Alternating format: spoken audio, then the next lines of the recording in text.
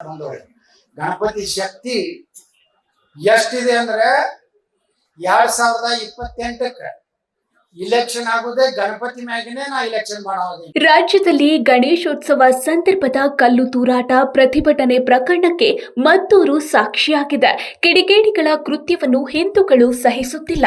ಹಾಗಾಗಿಯೇ ಮದ್ದೂರಿನ ಮಂದಿ ಯೋಗಿ ಅಂತ ಯತ್ನಾಳ್ ಬರಬೇಕು ಅಂತ ಬಯಸಿದ್ರು. ಎಲ್ಲಾ ಕಡೆ ಯತ್ನಾಳ್ ಅಲೆ ಇದೆ ಅನ್ನೋದನ್ನ ತೋರಿಸಿದ್ರು. ಆದ್ರೀಗ ಖುದ್ದು ಯತ್ನಾಳ್ ತಾವು ಗಣೇಶನ ಶಕ್ತಿಯಿಂದಲೇ ಸಿಎಂ ಆಗ್ತೀನಿ ಅಂತಿದ್ದಾರೆ.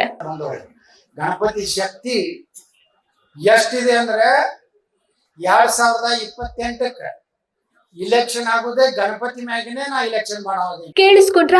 ಗಣೇಶನ ಶಕ್ತಿಯಿಂದಲೇ ಚುನಾವಣೆ ನಡೆಸ್ತೀವಿ, ನಮ್ಮದೇ ಸರ್ಕಾರ ಬರುತ್ತೆ, 2028ಕ್ಕೆ ಸಿಎಂ ಆಗೇ ಆಗ್ತೀನಿ ಅಂತಿರೋ ಯತ್ನಾಳ್ ಭರ್ಜರಿ ಗ್ಯಾರಂಟಿಗಳ ಸುಳಿವು ನೀಡಿದ್ದಾರೆ. ಹಿಂದೂ ಯುವ ಪಡೆಯ ಕಣ್ಮಣಿಯೇ ಆಗಿರೋ ಅತಿ ಜನಪ್ರಿಯ ನಾಯಕ ಬಸನಗೌಡ ಪಾಟೀಲ್ ಯತ್ನಾಳ್ ಸಿಎಂ ಆದ್ರೆ ಯಾವೆಲ್ಲ ಗಿಫ್ಟ್ ಸಿಗಲಿದೆ ಗೊತ್ತಾ? ಅದನ್ನ ಕೇಳಿಯೇ ಫ್ಯಾನ್ಸ್ ಹುಚ್ಚೆದ್ದು ಕುಳಿತಿದ್ದಾರೆ.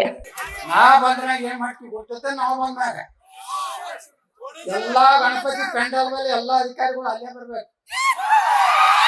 ಗಣಪತಿ ಕರೆಂಟ್ ಏಟ್ ಬೇಕು ತಗೋರಿ, ಫುಲ್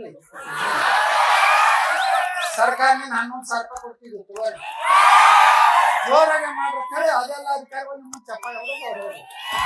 ಗಣೇಶನನ್ನ ಇಡುವುದಕ್ಕೆ ಪರ್ಮಿಷನ್ ಬೇಕಿಲ್ಲ, ಖುದ್ದು ಪೊಲೀಸರೇ ಮುಂದೆ ನಿಂತು ಸಪೋರ್ಟ್ ಮಾಡ್ತಾರಂತೆ.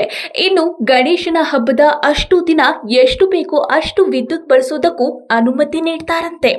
ಸಾಲದು ಅಂತ ಯತ್ನಾಳ್ ಸರ್ಕಾರ 11,000 ಅನುದಾನವನ್ನು ಪ್ರತಿ ಗಣೇಶನ ಪೆಂಡಾಲ್ಗೆ ನೀಡೋ ಮೂಲಕ ಗಣೇಶೋತ್ಸವಕ್ಕೆ ಹೆಚ್ಚಿನ ಬೆಂಬಲ ನೀಡಲಿದ್ದಾರಂತೆ. ಇದೇ ಕಾರಣಕ್ಕೆ ಇರಬಹುದು ಯತ್ನಾಳ್ ಥೇಟ್ ಯೋಗಿ ಇದ್ದಂಗೆ.